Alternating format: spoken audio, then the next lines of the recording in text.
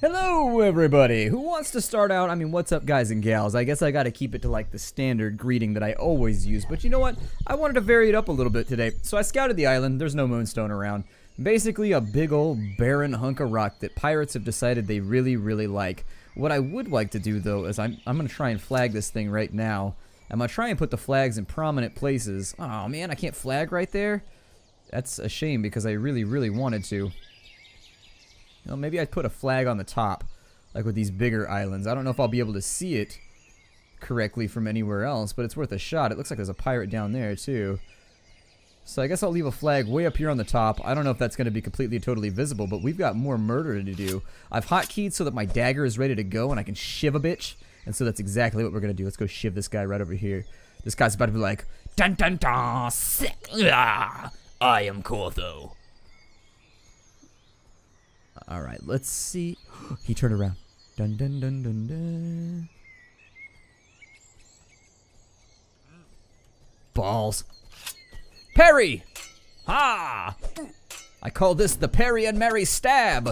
It's merry as in the happy stab. Just so you know that I'm not trying to marry you or anything. I like you, but just not in that way. I think we can be friends, but I'm just not interested in you as a sexual partner. I mean, as you can tell from the fact that I'm viciously shivving the life out of your body, I think the pirate knife might actually be better than the sword. It seems to swing pretty fast. I think he heard me stabbing his friend repeatedly in the face. You need to be careful on this island though, because there is the possibility that we could get overwhelmed. So how, oh good, it works the way that I hoped it would. So north is that way. Oh, I'm so happy we have a compass right now. I'm so happy we have a compass. And then we are at 5 east, 1 north. And so I may actually try and plot this out on graph paper, possibly. And just sort of, I don't know. It seems like a fun project. I found a bunch of maps from back in my Ultima, not Ultima Online, but I have the Ultima collection, which has all the Ultima games. I found all the maps for that, and I've been wanting to make maps now for a couple days. Do some cartography. I had to give him one extra stab in the face as he was falling to the ground. Just gotta put him on notice. There we go. And what better way to let somebody know that you don't care for them very much than by stabbing them in the face? I feel like I made the right decision when it came to the tool to implement for the job. Got a rich vein over here. Alright, let's go ahead and take care of that. Hopefully we'll get ourselves some more ironite out of it. Although I think we've just about looted every good thing you could possibly want thus far off pirates.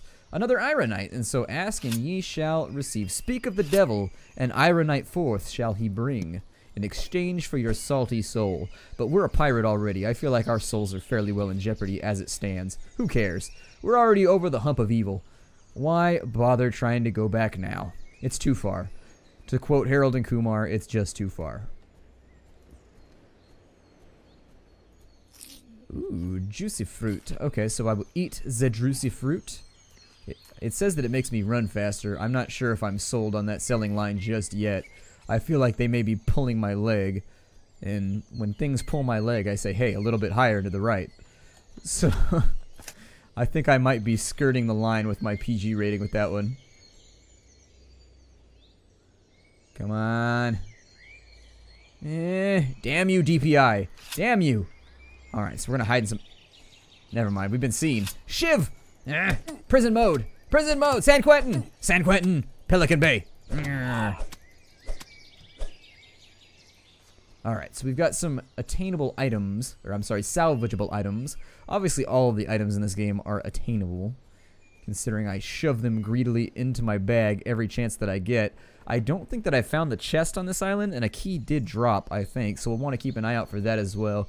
Typically they aren't too hard to find, but then again, sometimes they are, so...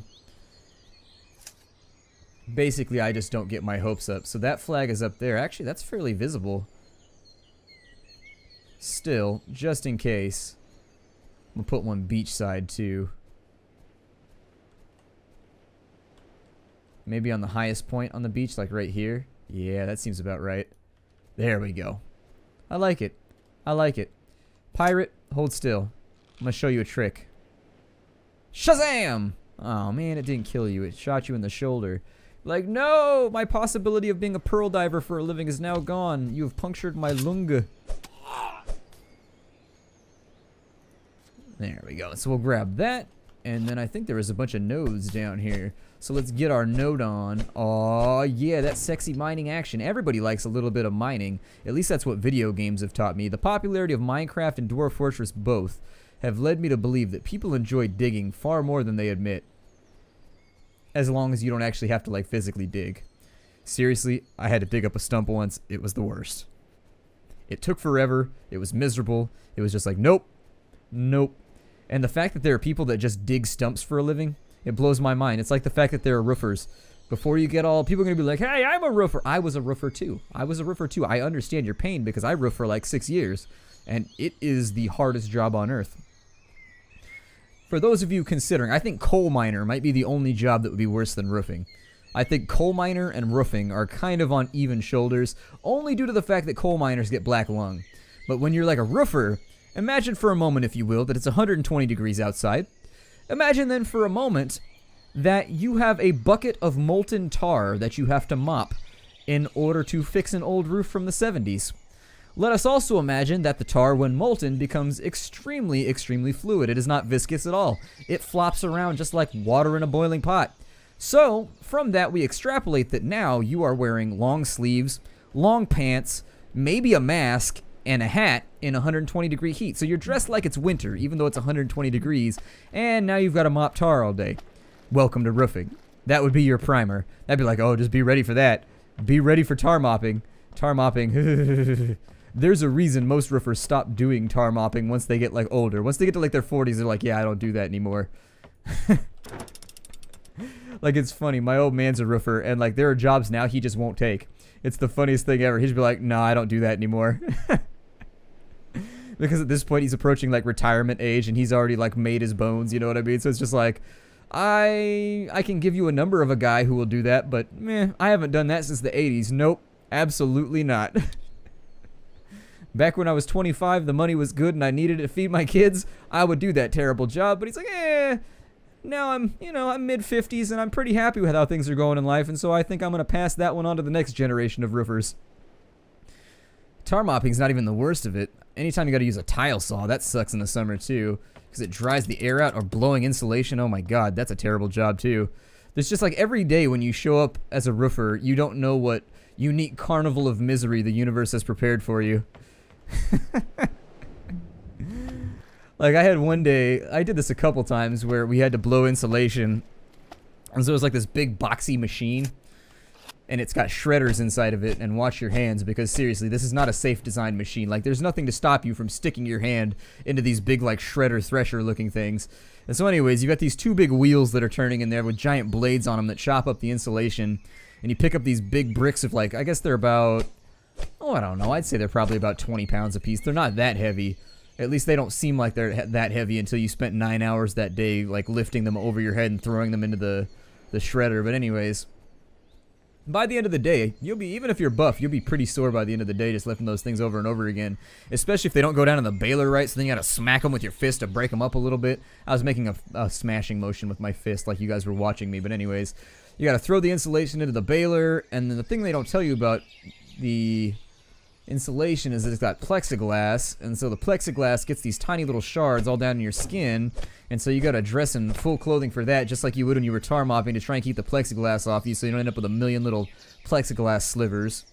Or fiberglass. Is it fiberglass or plexiglass? I don't even remember anymore. It's been so long since I've done that job. Either way, I think it's fiberglass. Either way, you shred the insulation. It's either fiberglass or it's plexiglass. I don't remember. I don't think it's plexiglass. I think it's fiberglass.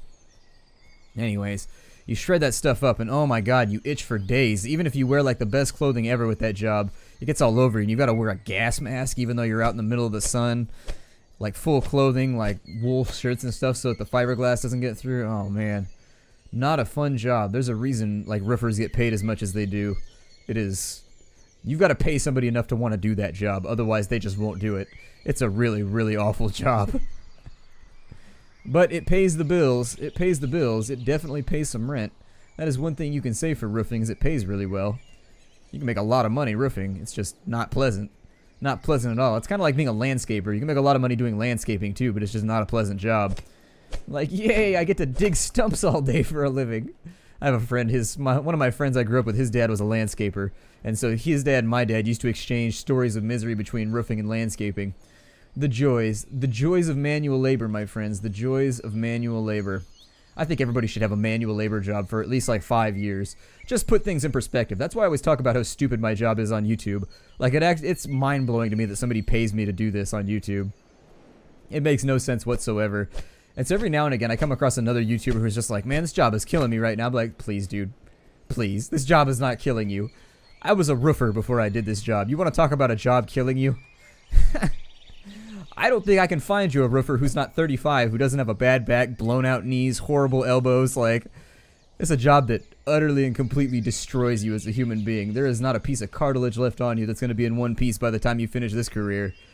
You're just going to be one big mass of pain pills. Ooh! Did I shoot him in the heart? No, I don't see how... I think it was just a crit. I don't see how that would have been a fatal shot. That's some more antlers, though, so that's pretty cool. That's pretty cool. But off and away from my conversation, it looks like this island actually didn't have that much to show for it. So maybe we will go ahead and plant ourselves a flag on the top of it somewhere. Give ourselves something to look for, provided there's not a lot of trees running around. I mean, it looks fairly clear right here. I think we could get away with it. Yeah, we'll drop that right there. There's trees on this side, so I think that'll obscure the view. But I think we can drop the other flag off right here on top of this hill. And I think that should give us more than enough. Yeah, that'll give us enough clearance to where we can see everything. I think that'll work. I think that'll work for us. There we go. And so am I out of flags now? I've got to be getting close. No, I got 2 left. Okay, so we're still good. Let me go jump back into my giant-ass pirate hoopty. We'll be off on the way. I don't know. I ordered some spinners for it. Actually, I don't really even like the spinners. I wanted the hovers. Have you ever guys seen the rims that make it look like your car is hovering? Those were kind of a big deal in the Bay for a little bit. The Bay Area has a car culture of people that just like kit their cars out in the most unique, ghetto, and just ridiculous ways possible. And so there's hubcaps that look like your car is hovering because they go around the side of the wheel so that you can't see the wheel rotating, and so it looks like a stationary circle of metal on the side of your car, and it gives the impression that your car is like, they're called floaters, I think is what people call them, but anyways, they give the impression that your car is just floating along. We also had whistle tips for a while, which were awesome, until they got banned. Whistle tips, you guys have probably seen the viral video, but anyways, whistle tips, they're just like these things you put on your muffler, and so the faster you go, the louder they whistle. It was definitely a hood thing. It was a hood thing. I've only seen floaters on like one car, though. I figured they gotta be super expensive. I figured they've gotta be like prohibitively expensive, which is why I never see them, but spinners were popular for a while. I think those are still fairly popular. You don't see people riding around on 24s and shit anymore, though. Nowadays, I think everybody's downgrading slightly. They're getting down to like 22s and 20s, just kind of keeping it classy for right now. Every now and again, you'll see somebody rolling around. You'll see somebody like in a Cutlass, like 26s on it or some ridiculous shit on risers, but it doesn't happen very often. I mean, I like the Cutlass. I would lower a Cutlass. I don't think I would put it on risers. I think I'd lower the hell out of a Cutlass. My aunt had the most amazing, like, I think it was like a 1986 cherry red Cutlass with a black leather interior. Man, I love that car. She was going to sell it, and I was going to buy it from her, and I was going to outfit it, get it all, because it was pretty much like, it was cherried out. I mean, the thing was nice. The thing was really nice. It wasn't in bad shape. It just had a lot of miles on it. But ultimately, that was when I was like 17, and my parents were like, you're not buying a Cutlass. And I was like, but I want the Cutlass. I have the monies. I want to buy the Cutlass. They were not stoked about the prospects of the Cutlass.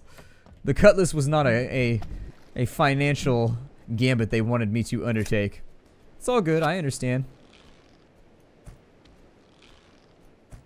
Oh, how did I miss that? How did I miss that? Oh, he turned. You little bastard. I hate it when they turn like that, just like randomly. Although deer do kind of like hop around and move around randomly. I don't know. I'll continue my adventure in wounding every deer on the island. That one sounded like it hit something. I don't know if it did, but I think I might be over-aiming here. There we go.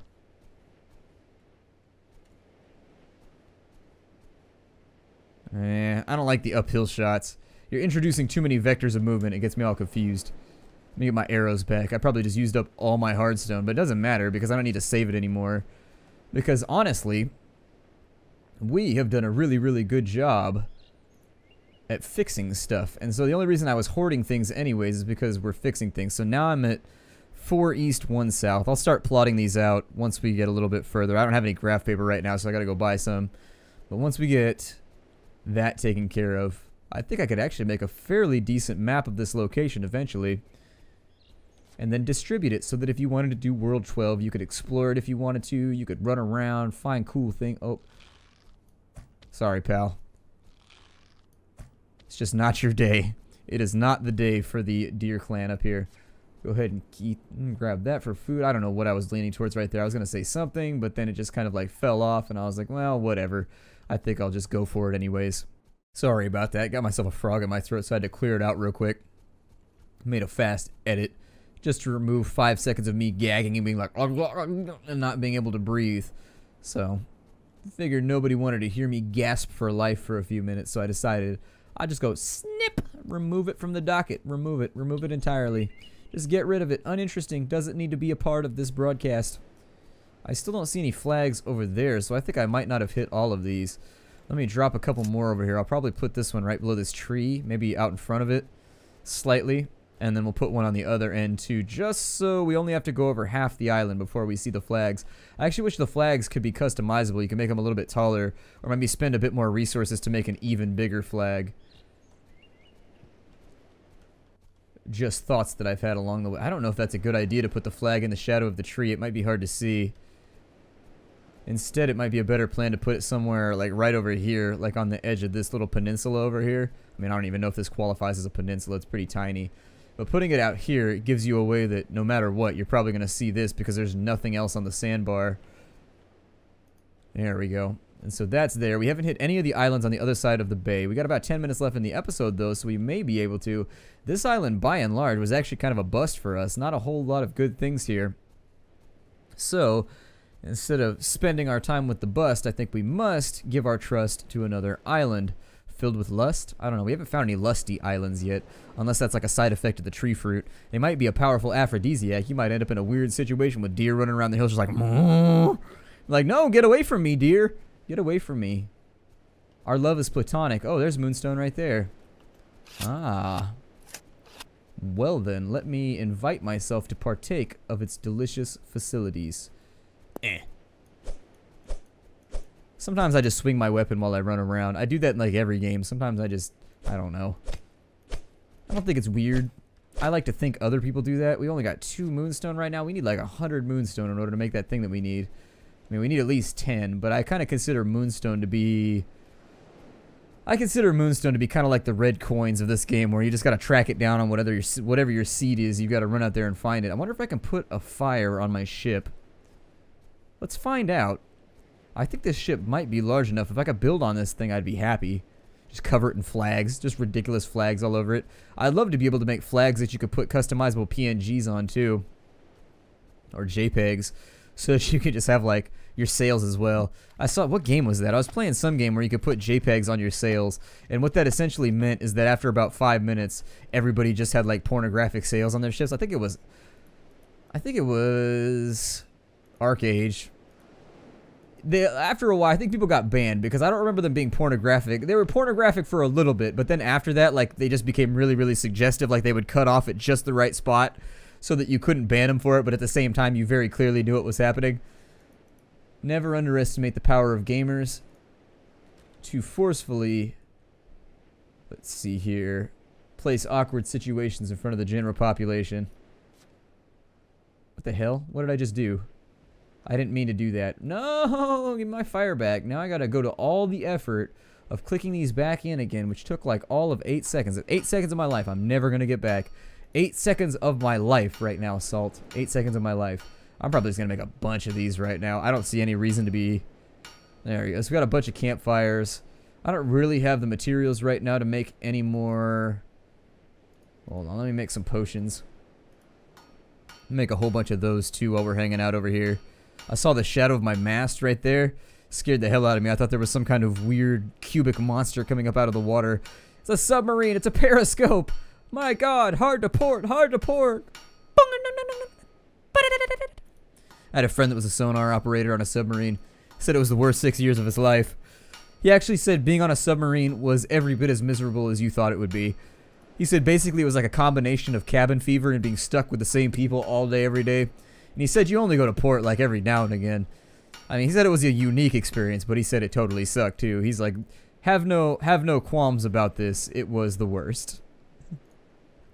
No, I can't put a fire on my boat. I want to camp out here though. Can I put it in here maybe? No, I can't put it in there either. Damn it. They're like, well, your boat is made of wood. I'm not trying to... Alright, let's go take a nap then on the beach. Get sand in our eyes. Go ahead and rest through the night since we already got the moonstone off this location. Although that night, all things considered, was not that dark by comparison to some of the nights we've been through. We had at least a partial crescent moon. Let's go ahead and unfurl the sails. Get back up here. And let's turn. And this is going to be our next island over here. And perhaps, let me take a look at the time. Maybe it'll be our last island. Maybe. We've got about 7 minutes left. We've got about what is this right here? What is that yellow potion? Hold on. What is that? Oh, a poison antidote? Okay, so I would really prefer that we not run this ship into a sandbar because I have no idea how we would unbeach it once it actually does that. I'm not completely and totally sold on the method there. But I would like to bring it in slowly. Here we go. Hey, to the left, to the left, to the left. Oh, no, we're about to beach our ship. Come on.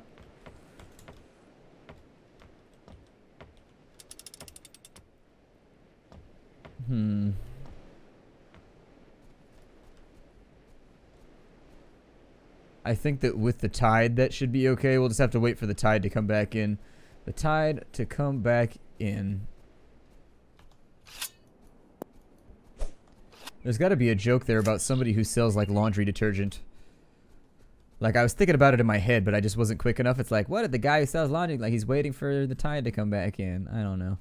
You have to find some way to link the joke with water though and nauticalness. And so you have to link a detergent salesman with nautical arts. And I think that's where the trouble comes with that joke.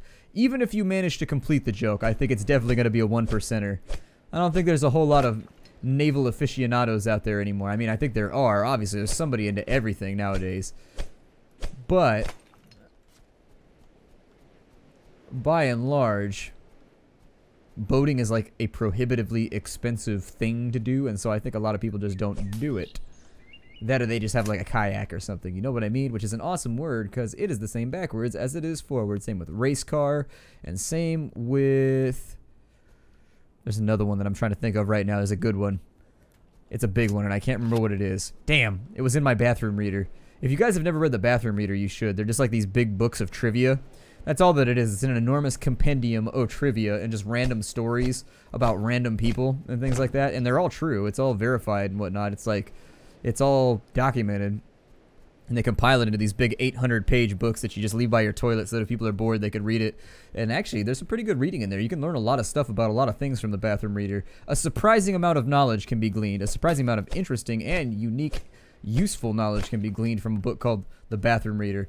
I mean, at first glance, you'd be like, it's called The Bathroom Reader. How useful could it be? But, you know, it's actually a fairly entertaining series of books. There's 12 or 13 of them the last time I read one. There's probably about 20 now. And then they started doing bathroom readers that like specifically focused on certain aspects. So some of them focused specifically on colonial history. They would have one that specifically focused on dumb people, so like Darwin Award type things. It's called the Book of the Dumb. Hold on, I'm feeling a little bit disoriented at the moment. A tiny bit disoriented. So I came from there. I think the reason I'm disoriented is because I'm on the end of the island chain. And we need to cross the T and go over there now. So hopefully the T is not especially revengeful or vicious, but we are going to cross it. Delicious, delicious tea. I actually don't drink tea that often. I don't drink tea that often. Oh, we're out of banners. Okay, so that's another problem that needs to be dealt with. So I suppose in crafting...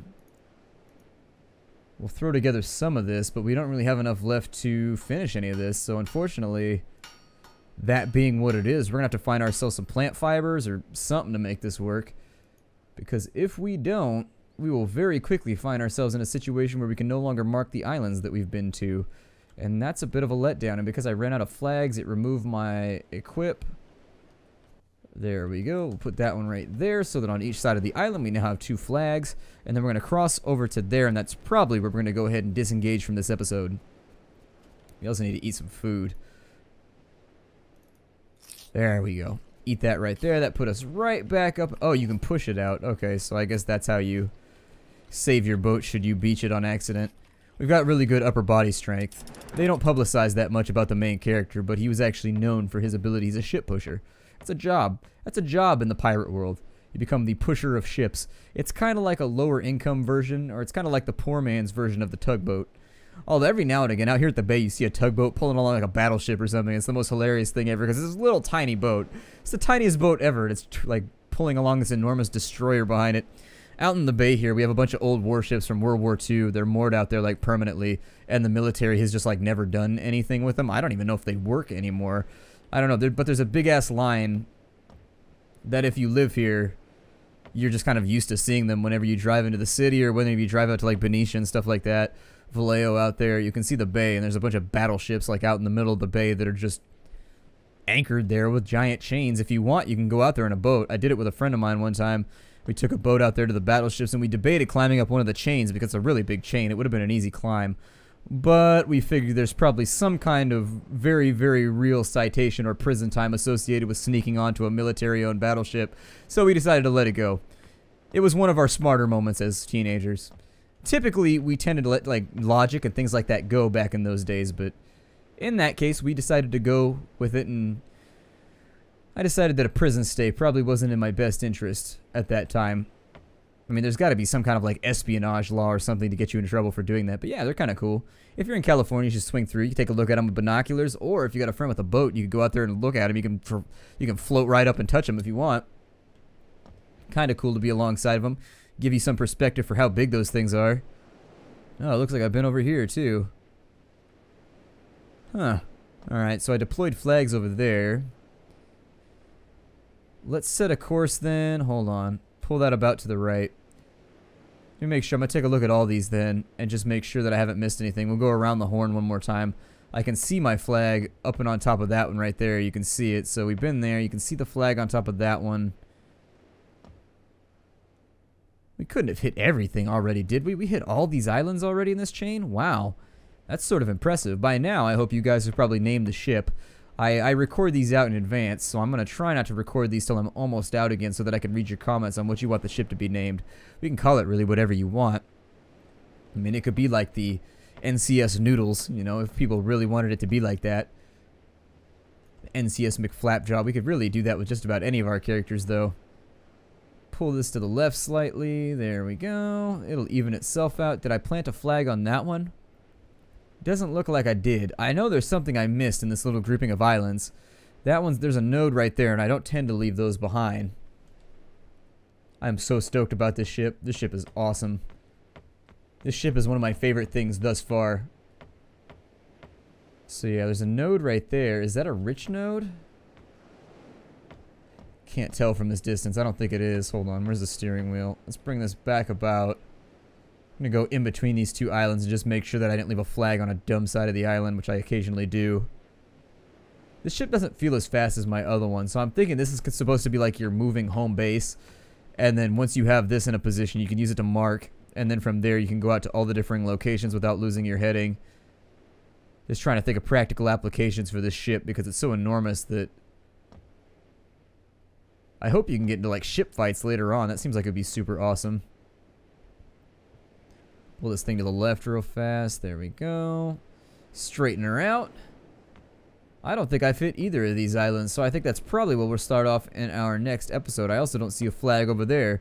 Haven't found any bosses yet, weirdly enough. No bosses found. Oh, there's something right there. What is that? Huh. Alright, well, let's park the boat. My name is Splattercat. Thank you for joining me here at the Nerdcast for the next episode of Salt. I will see you all in the next episode. Take care, everybody. Hi-do.